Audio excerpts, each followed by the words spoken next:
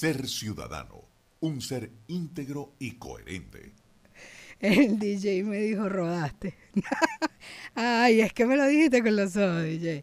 Mire, ya tenemos en línea a Juan Medina, abogado con más de 20 años de experiencia en la gestión pública. Su Twitter, @Juan Eduardo, no es cualquier Juan, se escribe con H intercalada, @JHUAN, @Juan Eduardo. Y pues nada, seguimos revisando. Había una guía que hicimos el retweet la semana pasada. Bueno, yo no sé si ahora se dice retweets, por reex. ¿Será? ¿Cómo será la cosa? Hay que preguntarle a los expertos. ¿Cómo estás, Juan? Bienvenido. Hola María Alejandra, no lo había pensado tampoco cómo se dice ahora, pero bueno, lo reposteamos. Lo reposteamos, ok, esa es válida, esa es válida. A Pues ver. sí, seguimos hablando de esta guía porque la verdad es que tiene información muy valiosa. Vamos a recordarle a quienes nos escuchan, hay una guía que realizó la ciudad de Rosario en Argentina. Es una guía que documenta prácticas exitosas que ellos han tenido en materia de participación ciudadana, pero además de documentarlo tiene mucho valor para nosotros porque identifica los elementos que ellos consideran que las convirtieron en prácticas exitosas. Entonces, como para inventar la rueda no hace falta volver a nacer, sino ver qué están haciendo otras localidades y tomar buenas experiencias, hoy vamos a hablar de eso. Un aporte muy importante que lo comentábamos por encimita la semana pasada es que esta guía tiene una definición de participación ciudadana a los efectos de cómo entiende la ciudad de Rosario, cómo entiende esa participación ciudadana. Y la ciudad de Rosario, que llega a este conjunto con los ciudadanos, con la academia, con las universidades, entiende que la participación ciudadana es la capacidad de proponer, de sugerir ideas por parte de los ciudadanos, pero que al mismo tiempo es la capacidad de ser parte en la toma de decisiones. Exacto. Es decir, que el ciudadano no solo plantea y propone, sino que también es parte de la decisión que se tome.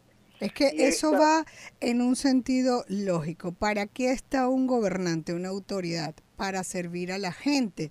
Y si es para servir a la gente, pues es en base a las necesidades reales de la gente. Y para escucharlo. Así porque es. El gobernante no se puede olvidar, es verdad, llegó al cargo por elección popular, pero tiene que seguir escuchando. No es una carta blanca el ganar un cargo para hacer lo que el gobernante quiere.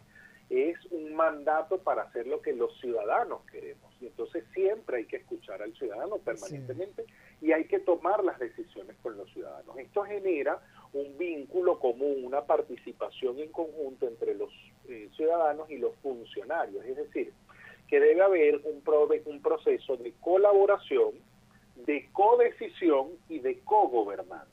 Y así entonces se trabaja, como siempre decimos, de la mano. Es decir, que la ciudadanía debe ser parte de esa gestión, debe poder tener ese derecho a voz y a voto, poder tomar decisiones.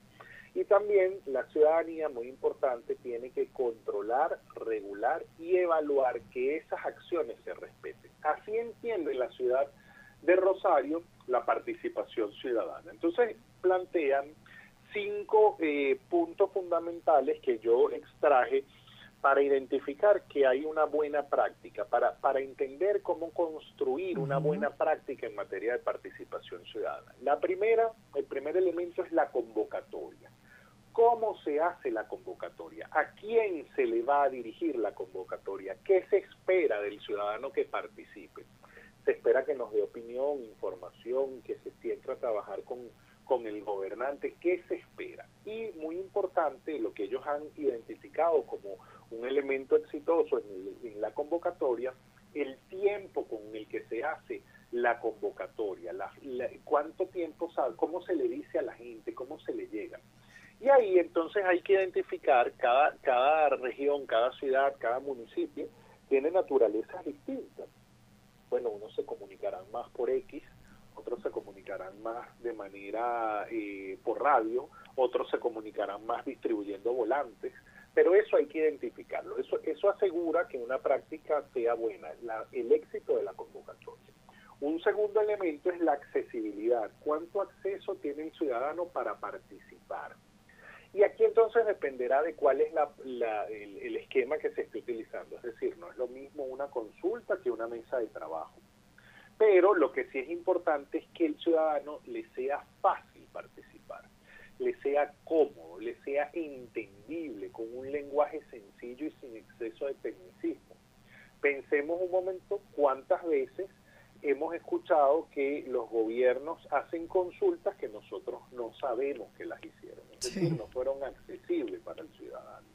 El ciudadano no se entera. Entonces, fíjense qué importante que la convocatoria sea bien hecha y que además sea accesible para el ciudadano participar.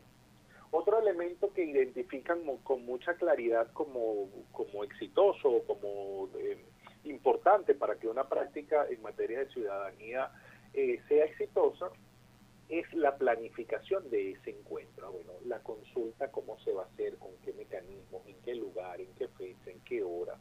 ¿Qué hace falta para que el ciudadano sepa? ¿Qué información tiene que conocer el ciudadano con anticipación para dar su opinión o para poder sentarse a trabajar? A veces nos plantean preguntas nuestros gobernantes, pero no sabemos el tema que están. ¿Usted quiere esto? No, pero ¿cuáles son los beneficios de una opción o de otra? ¿Cuáles son los costos? ¿Por qué mejore algo? Entonces, esto es muy importante y depende esa planificación de la participación ciudadana, del contexto de cada caso concreto y evidentemente de las realidades de cada localidad. Muy importante en la planificación que los gobernantes deben adelantarse a las posibles alternativas que se puedan dar. Entonces tenemos convocatoria, accesibilidad y planificación del encuentro. El cuarto punto es durante el encuentro. ¿Qué se hace durante el encuentro? ¿Qué recomiendan ellos? Lo primero es que se controle el ambiente de participación, es decir, que sea una participación dirigida, organizada, que se logren escuchar las propuestas de todos, que se logre registrar las propuestas, porque si no queda registro después no se pueden tomar decisiones, no se puede sintetizar, llegar a acuerdos, pero es muy importante que durante el encuentro, es decir, no es simplemente vamos a hacer una asamblea de ciudadanos para que la gente hable y se quedó, hablamos y ahí se quedaron las palabras, no. ¿Cómo se organiza esa participación? ¿Cómo se recoge lo que el ciudadano dijo? ¿Cómo se asientan esas propuestas o esos acuerdos que se lleguen? Y el último punto, que lo llaman ellos después de este encuentro de participación ciudadana, sea la metodología que sea, yo le pongo el nombre cumplir. Porque entonces aquí es muy importante y evidentemente ellos lo reflejan como una práctica exitosa, que se le dé cumplimiento a las propuestas que se hicieron y a los acuerdos que se llegaron. Porque si no, el ejercicio de participación ciudadana pierde con total sentido y pierde el respaldo del ciudadano. Y el ciudadano al final lo que termina es no creyendo en estos ejercicios y no creyendo en las autoridades.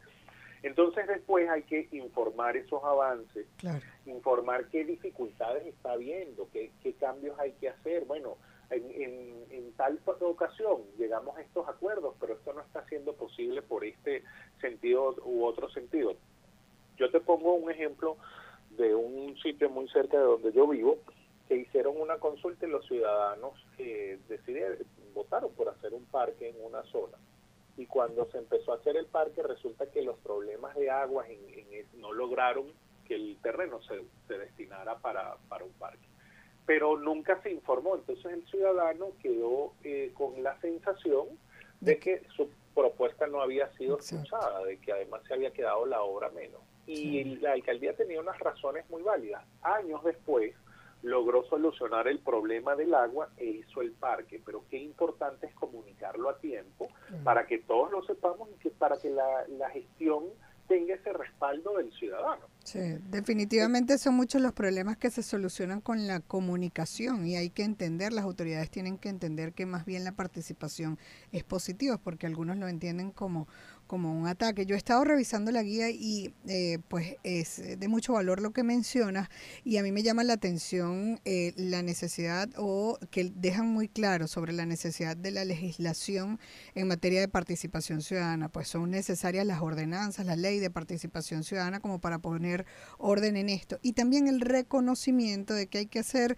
tipo reingeniería, ellos llaman de la acupuntura ciudadana, un poco para valorar y crear, refrescar las formas y los canales de participación ciudadana, pues apegados también a la tecnología, que eso es una cosa positiva que nos ha dejado la pandemia. Y me estás tubeando porque estás diciendo unas cosas que vamos a hablar la semana que viene, pero que tiene mucha razón, porque el proceso de adaptación es permanente, es decir, la legislación que promueva la participación ciudadana tiene que actualizarse a los mecanismos y a las formas actuales, pero tenemos que apoyarnos también en esas herramientas tecnológicas que hoy en día nos facilitan muchas cosas. Claro. Bueno, muchísimas gracias, Juan. Vamos a seguir conversando de esto.